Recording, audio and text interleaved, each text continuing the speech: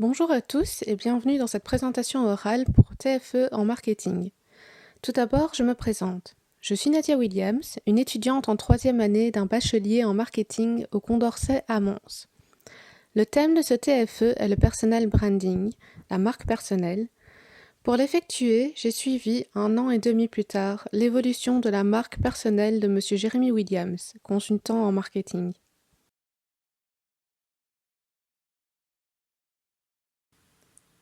La présentation se déroulera comme suit.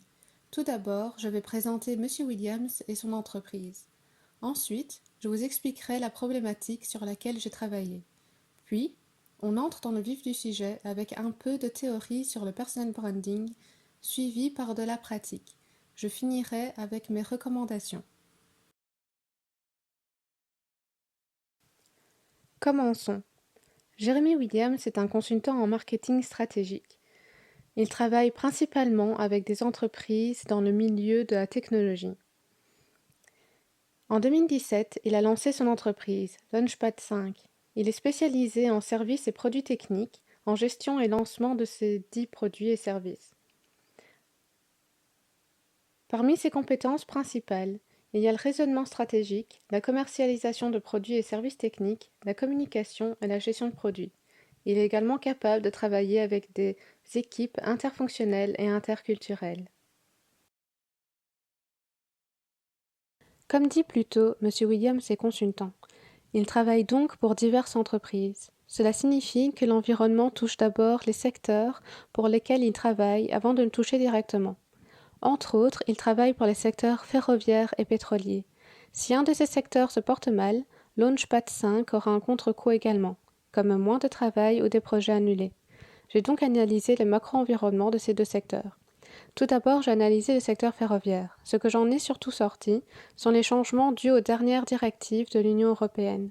Celle-ci a deux objectifs. Tout d'abord, l'interopérabilité du réseau ferroviaire, ensuite, l'ouverture à la concurrence.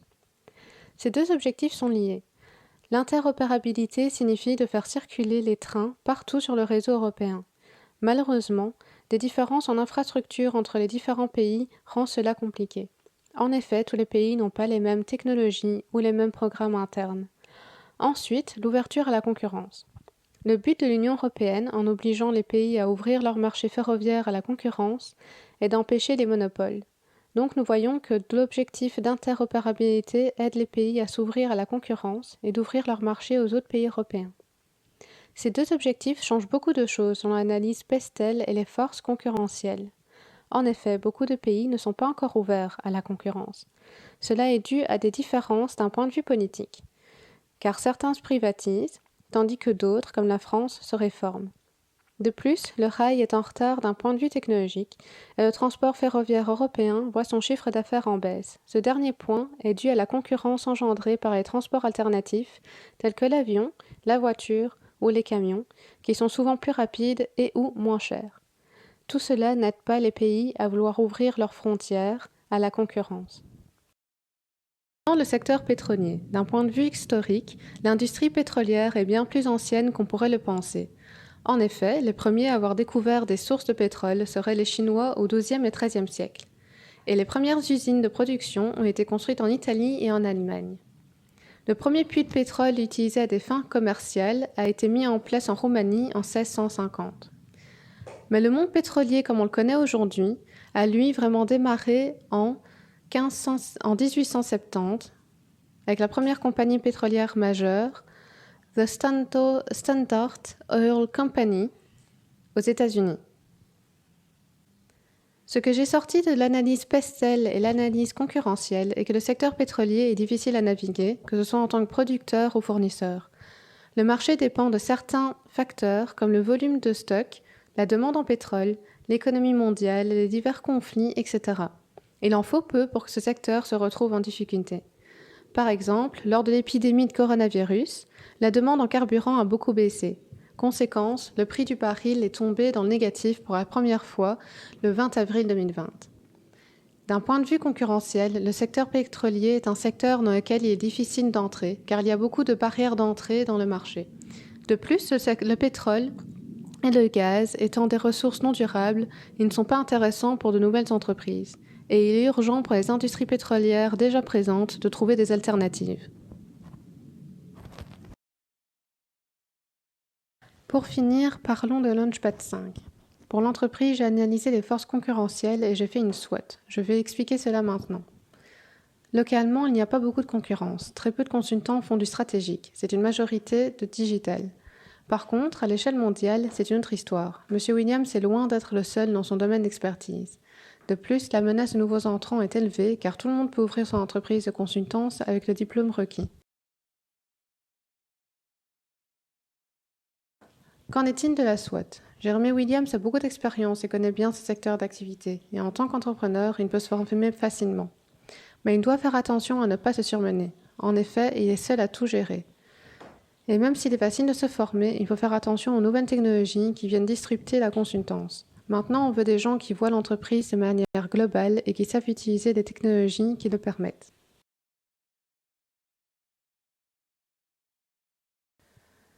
Voici ce sur quoi j'ai travaillé pour effectuer mon travail de fin d'études.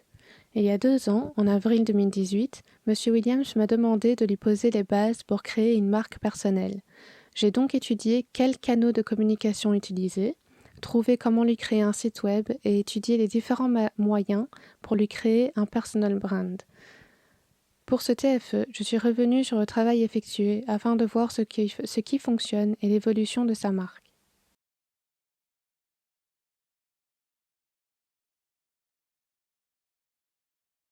Passons maintenant à la partie théorique.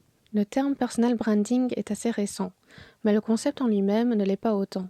La source la plus ancienne que j'ai trouvée qui parle de l'idée d'une marque personnelle est Think and Grow Rich de Napoleon Hill. L'idée de ce livre de 1937 est qu'on peut atteindre des sommets en s'entourant des bonnes personnes. Mais il faut être reconnu comme expert dans un domaine et pouvoir offrir quelque chose en retour des services reçus. Le personal branding refait ensuite surface, 44 ans plus tard, dans le livre de Hal Hayes et Jack Strout, intitulé Positioning the Battle for Your Mind. L'idée est que nous pouvons utiliser les techniques de positionnement d'un produit pour se positionner soi-même dans sa carrière. Le terme personal branding en lui-même n'est devenu populaire qu'après l'article de Tom Peters, publié en 1997, The Brand Called You. Il est défini aussi clairement pour la première fois le concept. En clair, le branding personnel est le fait d'utiliser des techniques habituellement utilisées pour des entreprises afin de promouvoir une personne.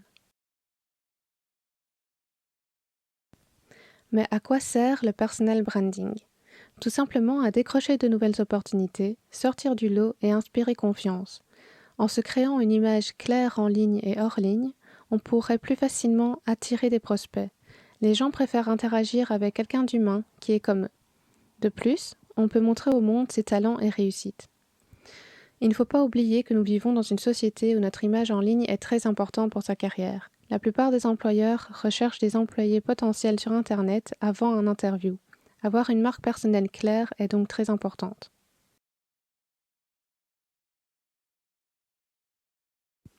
Maintenant qu'on connaît l'histoire du personal branding, qu'on sait ce que c'est et quelle est son utilité, voyons quelles bases j'ai mis en place pour M. Williams et comment elles ont évolué depuis. Tout d'abord, j'ai audité les réseaux sociaux et fait des recherches en ligne. Le but est de voir s'il y a des contenus qui nuisent à l'image de Jeremy Williams et où en est le référencement. Pour ce qui est de l'audit des réseaux sociaux, rien de particulier en ressort, que ce soit en 2018 ou 2 ans après en 2020. Le référencement, par contre, a évolué positivement. Launchpad 5, qui était inconnue en 2018, est maintenant première lorsqu'on la recherche directement. Elle apparaît également quand on recherche consultant. Elle est disponible sur Maps et la page Google My Business est aussi référencée. Le nom Jeremy Williams y est également rattaché, ce qui est un plus. Pour la recherche Jeremy Williams, il est maintenant sur la première page, mais il lui sera difficile d'être mieux référencé qu'un joueur de hockey et un boxeur portant son nom, tous deux en tête de page. Après avoir fait quelques recherches et audits, il a fallu définir la marque. Les résultats sont ceux cités dans la partie présentation de l'entreprise. Pour rappel, M. Williams est quelqu'un qui travaille avec des équipes de tout pays et de toute spécialité et qui est lui-même spécialisé dans les produits et services techniques. Il est doué en lancement et gestion de produits, en gestion d'équipe et en communication. Enfin, il a fallu travailler sur la mise en place des différents canaux de communication utilisés pour mettre en avant la marque de Jeremy Williams et son entreprise. J'avais à la base misé sur 4 canaux, LinkedIn, Facebook, Twitter et un site web. Tout d'abord, LinkedIn. Jeremy Williams a déjà un profil personnel. C'est sur celui-ci qu'il publie ses articles et qu'il interagit avec les autres utilisateurs. J'ai proposé de créer également une page pour son entreprise, Launchpad 5. L'idée était de profiter des options pour pages d'entreprise, comme publier des offres d'emploi ou le rattachement à un site web. J'ai vite réalisé, en revenant sur la page il y a quelques mois, qu'elle est superflue. Monsieur Jeremy Williams ne compte pas publier d'offres d'emploi. Pour Facebook, l'idée était similaire, créer une page spécifique pour l'entreprise afin de profiter des options. De plus, le profil personnel de Monsieur Williams est privé. La page a été active pendant quelques mois et présentait un certain potentiel. En effet, elle a permis d'amener des gens sur le site de Launchpad 5 et chaque publication touchait plus de personnes. Malheureusement, elle est abandonnée depuis 1 an. Twitter s'est révélé une évidence lorsqu'on a remarqué que des utilisateurs parlaient d'un des projets de Monsieur Williams, les rideaux de quai automatisés pour une gare de Paris. Beaucoup se posaient de questions et Jeremy Williams a pu y répondre très facilement. Nous avons donc gardé le profil créé afin d'interagir plus facilement avec les gens à propos des différents projets. Finalement, le site web. Ça a été difficile de le créer, dû à des mésententes avec la première compagnie utilisée et le changement effectué par après. Le site en lui-même est assez basique, avec une page d'accueil, une page de présentation d'entreprise, une page contact et un blog. Nous avons ensuite ajouté une section qui reprend tous les projets sur lesquels Jeremy Williams a travaillé. C'est très utile lors de démarchage de nouveaux clients, car c'est une façon claire de montrer aux gens ce que notre consultant est capable de faire. Nous avons aussi travaillé sur du hors-ligne. Jérémy a donné des cours à la LA pendant 3 ans et il va aux différentes conventions sur le marketing, comme par exemple le Festival of Marketing à Londres, pour faire du networking. Cela lui a permis de décrocher quelques partenariats.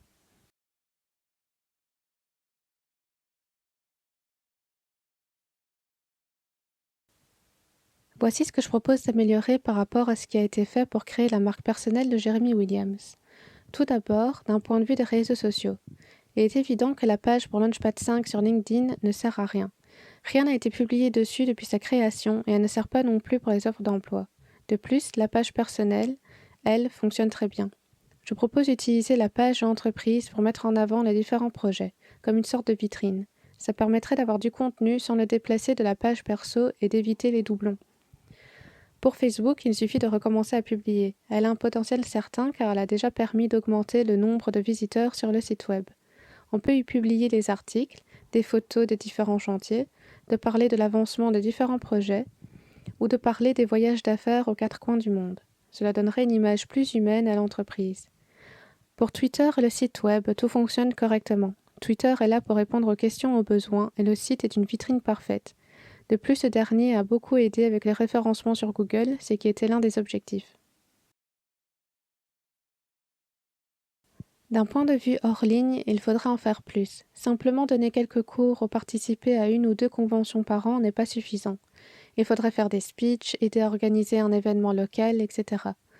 Malheureusement, Jeremy Williams travaille seul et il n'a pas le temps de penser à tout cela. Entre les voyages d'affaires, les conférences téléphoniques et le travail à effectuer, il n'y a pas de place pour travailler son branding personnel.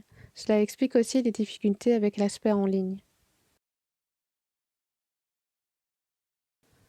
En conclusion, M. Williams est tout à fait capable de se construire une présence en ligne. Il lui suffit de s'y mettre sérieusement et, éventuellement, de trouver quelqu'un pour l'épauler. Comme a dit le réalisateur Cécile DeMille, la personne qui réussit dans la vie est celle qui regarde constamment son objectif et qui le vise inébranlablement. C'est ça être engagé.